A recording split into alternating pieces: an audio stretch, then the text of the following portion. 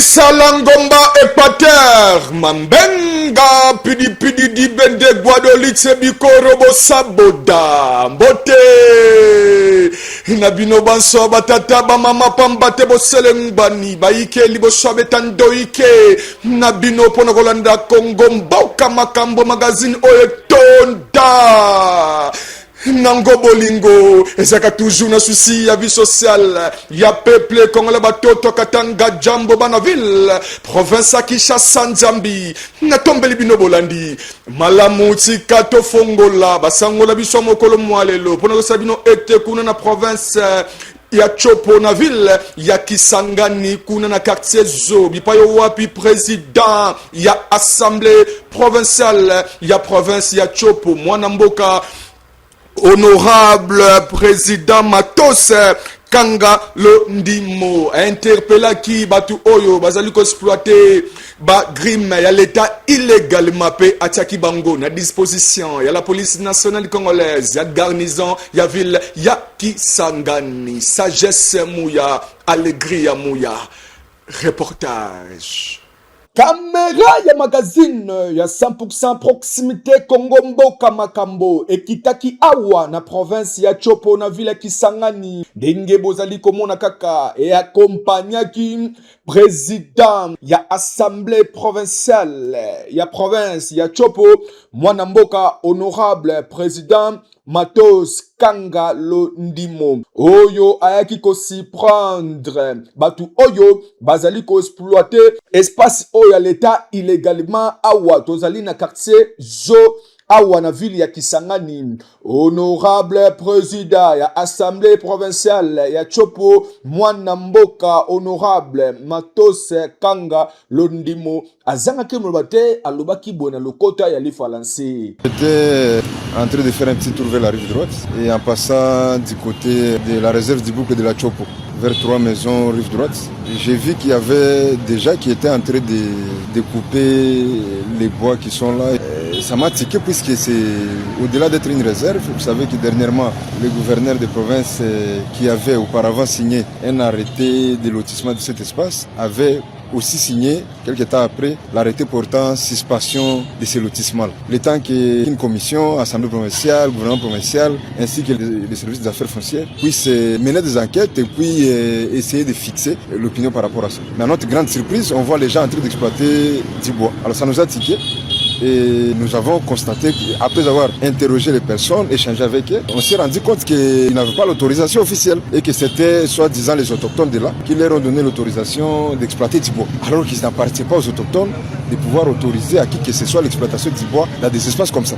Et surtout dans une réserve. C'est ainsi que, comme tout citoyen, comme la loi l'autorise, qu'en cas de flagrance, tout citoyen a le devoir de pouvoir appréhender la personne et le mettre à la disposition de la police et demander au service de l'environnement de suivre afin qu'on puisse en savoir un peu plus, être tous fixés. Si ils ont des documents officiels, sûrement que les services, la police va les relâcher, mais si ils les commettent en violation de la loi, il faudra qu'ils puissent répondre de leurs actes. Le message à la population, c'est que nous devons protéger notre patrimoine. Nous devons protéger tout ce qui nous appartient comme communauté. Que toute personne qui a des intentions d'exploiter illicitement les espaces qui sont protégés doit arrêter avec ce genre de comportement qui met à mal l'État. Et aujourd'hui, si nous-mêmes ne protégeons pas nos espaces, il n'y a personne d'autre qui viendra de loin pour protéger ces espaces-là.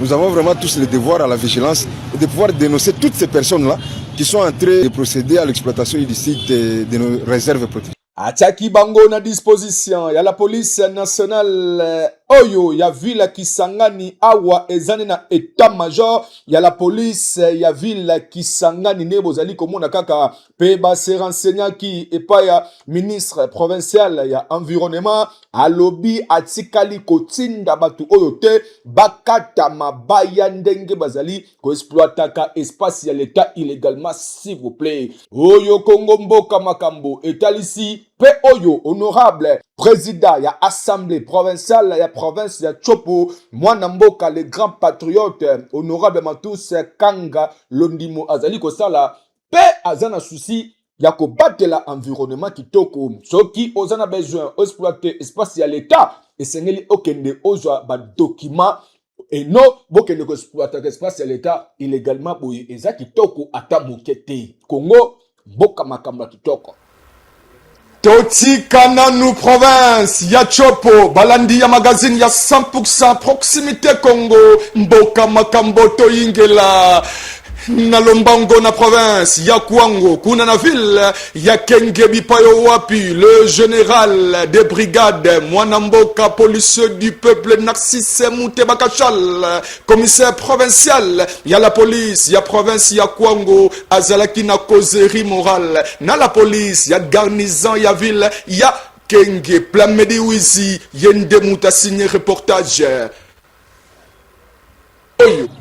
Linga Moussala. Bolinga Moussala oyo ezana ba surprise ebele. Awa tozali na province ya Kwango ndenge bozali komona kaka awa tozali na état major ya la police nationale congolaise ya province ya Kwango. Ayo ekumamaka na mwana mboka policier du peuple Narcisse Moutebakachal.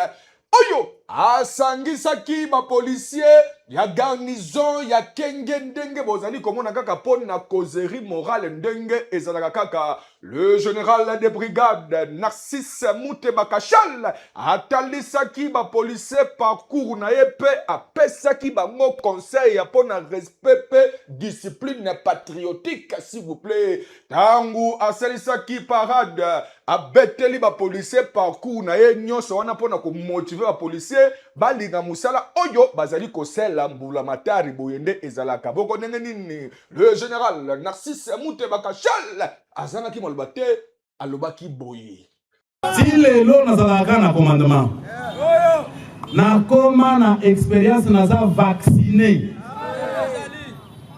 oyebike moko na mikumisaka nazalaka talaka complexe ata ya moke boye te mpo na nini na 30 ans nabandi kosillonne Congo mobimba oyo otangelanga wapi nakoma te ankoro nakendaka kobunda kuna ngai nakenda ankoro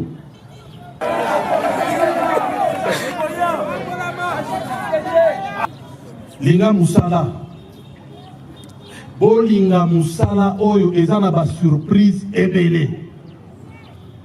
Je me suis sacrifié na tamboli Congo mobimba. Oui, les combats ces années.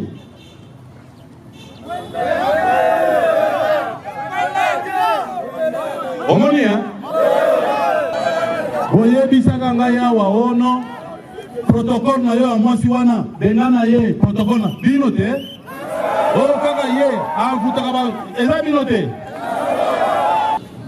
Soki na lobi ba officier bokola na libanda poto kanga bakuluna. Nani muto aliboso na libanda? Ndeki ndoki na ye yango wana te. Bongo te. Bongo te. La police nationale congolaise ya province ya Kwango awa ezane base ya discipline moko patriotique na nenga kosakana te po mutu oyo azali ko kamba police ya Kwango azane expérience ya commandement ndenge ye moko kaka alobi le général Narcisse Moutebakachal depuis achama kolona Kwango kulu na ekima criminel ekima mobondo kutu esila nango na nenga kosakana te population ya Kwango ana ville Kenge na 5 territoires baza sécurisé makasi depuis le général Narcisse Moutebakachal achama kolona ye awa gouvernement congolais bwaka misu côté oyo na la police ya Kwango po discipline pe sécurité eza makasi côté oyo na bokasi ya mwana mboka policier du peuple Narcisse Moutebakachal mosala kitoko kitoko makasi mon général Congo mboka makamba kitoko. Likambo ya kokamwa balandi ya magazine ya 100% proximité Congo mboka makambo na komina masina na district Kachangu na marché de la liberté bipayo wapi la pulusu yengomba mokonzi Kinshasa ekangi angu alima c'est-à-dire moyibi ya paspe mawa mwasi ya fakwa ayena mwana kosundola ye poete police akangi mobali na eko kamwa bokonge kani bana mboka oyo bazela kizinga zinga wana babeta kichonjoni tu liboso ya kamera ya papi mateka. Awa tozali na komi na Masina na marché de la liberté ndenge bozali komona kaka epesi pasi pe mabotu nanga nini tambola na Congo omona makambo ndenge pe magazine ya 100% proximité Congo mboka makambo na makambo nango ndeko mwasi obozali komona ebona mwana na ye alandi mobali ne ya buda ya fakwa ya bolozi oyo ayibaki police ekangie kasi mwana lobi bongo oyo mubala kana koyiba nde esela ke bango ba vivre aye na mwana na suicide abina la police bokanganga na mwana nanga na mubali nanga po mutalesa kabiso yeyo bokangi ye bokaneni police ya marché de la liberté elobaki awa telemio atela ngwa alokwa lilala na mbongo moyibi mobali na ye azali moyibi bakoti na butu na agence bayibi ba marchandise bato na kati ya agence bakangi bango 3 heures baye na bango awa na boloko basambisi bango bazozela bafuta biloko ya bato mwasi na ye oyo amesala kolia mbongo ya moyibi aboti mwana na moyibi la police aza distrait atikali kosundola bebe na la police po babimisa mobali na ye akimi tala ndeko mwasi soki bozali kovivre na fanga ya kimoyibi ndeko nanga bokokende liboso te pamba te kimoyibi eza mabe mwasi ekosundola mwana ye moko mpe ekomitika na mboka la police alobi soki mobali ne babimisi ete ye pa kolala awa kokende makala na mobali na ye kote mususu aza mwasi ya malamwa mobali baboma ye yatikala aboyi po ye pe abenefisaka na motoki ya kimoyibi abifome akena mobali na ye ebongo soki mobali akufi eske akolinga batie pe na seke bakunde na mobali ndenga kopakata mbangu koma mboka makambu batata bamama bilenge basi bilenge mibali pona basango mosusu esengeli bosimba pebweba ete awa na République démocratique du Congo CNC, c'est-à-dire Commission nationale des armes oyo ekumbamaka na mwana mboka le secrétaire permanent nango Monsieur Landry Bisidi Chilombo azali kobenga bakongole na bakongolezi nyonso mutu oyo azana posa ya kozwa mikanda pona kozwa port d'armes, c'est-à-dire awa na République démocratique du Congo l'état congolais a autorisé bakongolais na bakongolaises oyo nyonso azana besoin kozala na mandoki akende kozwa port d'armes kuna na Commission nationale des armes. Tokaba détail na reportage à Daniel Mouya. Permis d'importation d'armes. Azu mundu kinae. Aye nango, ils ont enregistré par tous les services. Nde aye nango susu na panabiso na CNCLPC, Commission nationale de contrôle des armes légères de petit calibre. Et si ka aye ko enregistré en maintenant en interne. Biso toko ça y est, toko tsela ye numéro ya marquage na mundu kinae. Numéro ya marquage des années. Et ça loko la plaque d'immatriculation. Donc ils ont un numéro, une identité nationale qu'on donne à l'arme. L'arme ils ont un numéro de série.